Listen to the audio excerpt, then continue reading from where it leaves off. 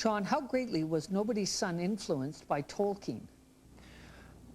Nobody's Son is influenced by Tolkien to one extent, the same way all my books are. I've read The Lord of the Rings, God knows how many times, 22, something like that. When my wife was pregnant, I read it out loud to her twice, I think. And when I was doing that, I suddenly realized that I still use semicolons, the way Tolkien uses semicolons. My ear for rhythm in a sentence is based on the prosody of The Lord of the Rings. It has the same kind of movement.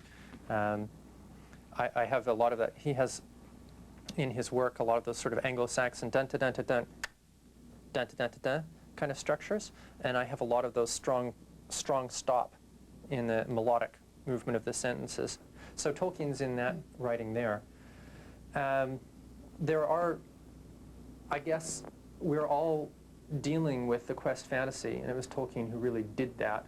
And Tolkien, who not only wrote the quest fantasy that we're all reacting to as writers, but also was the one who stapled it and said, I'm going to write a fantasy book as if it were a realist novel, right? Before Tolkien, the tradition was of the whimsical, right? Or the mythopoetic.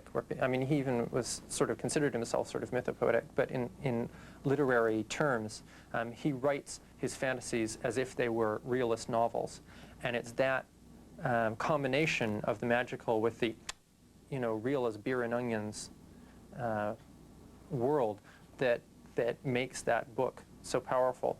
Some academics claim that The Lord of the Rings is a political allegory of England during the First World War. Others say it's more about World War II, which was when it was written.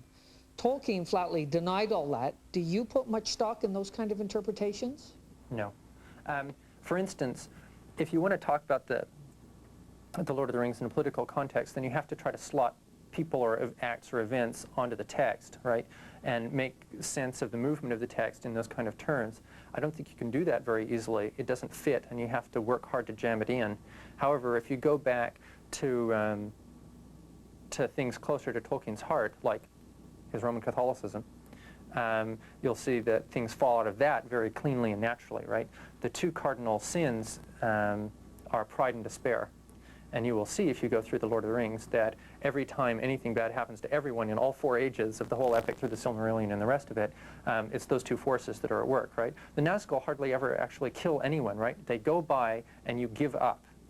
Denethor, I guess, is the classic Catholic moral figure, right? The figure who is tremendously smart and tremendously intelligent, but is so proud that he can't hope. Right? Gives into despair.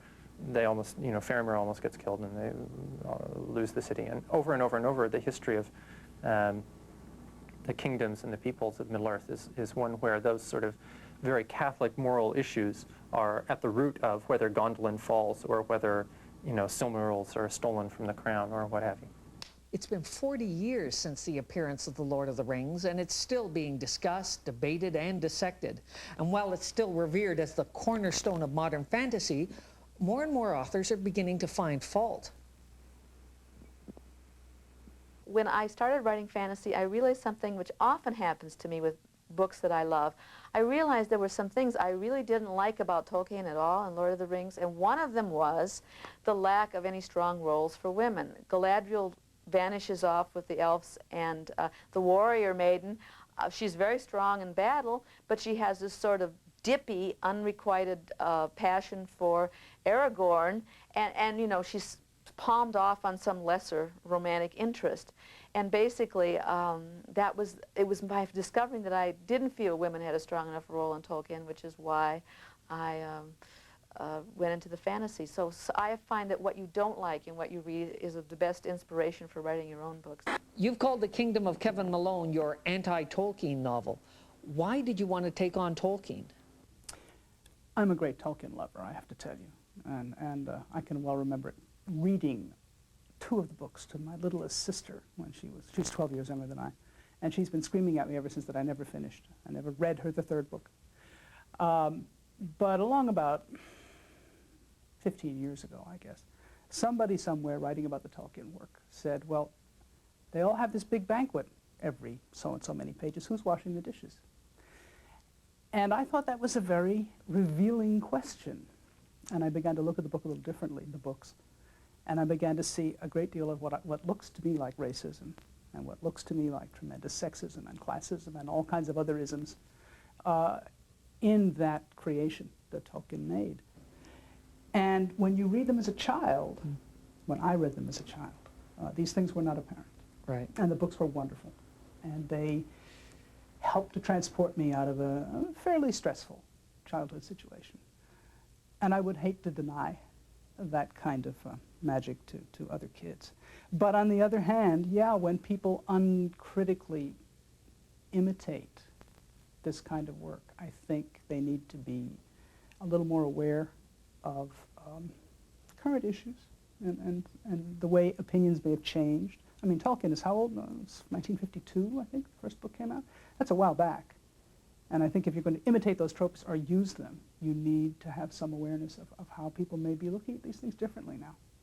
And if you don't, people have a right to criticize you. My main problem with Tolkien and that whole subgenre of what I tend to think of as cutesy-poo fantasy is that there is no economic system that works there.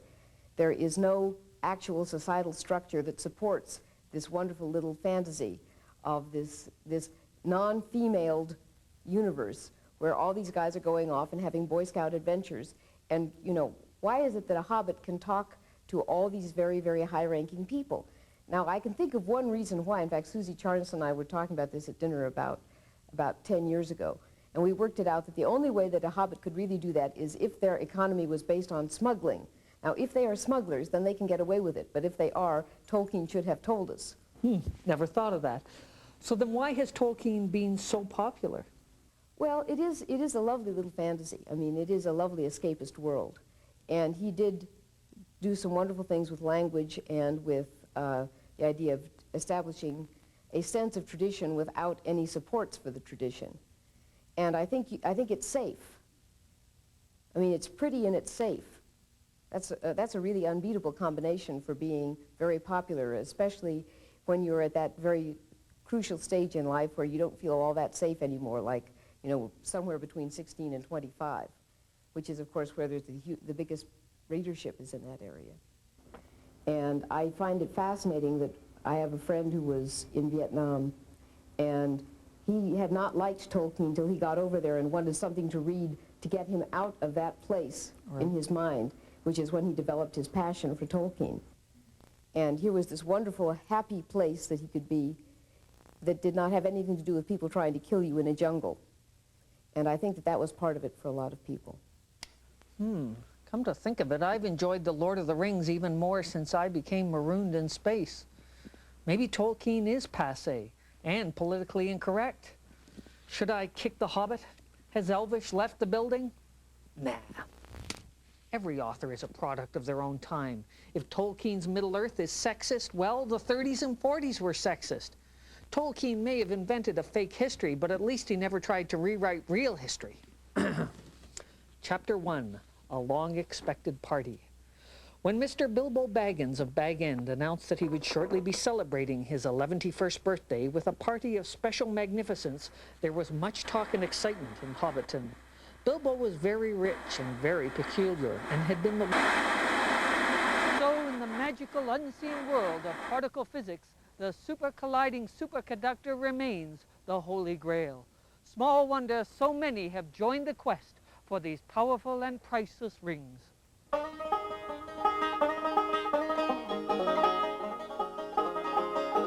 Next week on Second Nature, when a male lion takes over a pride, he usually kills all of the lion cubs. Outraged feminists say this primitive behavior is politically incorrect, and they are demanding zoologists do something about it. Plus, in some parts of the world, nudity and partial nudity are considered perfectly acceptable. We will go there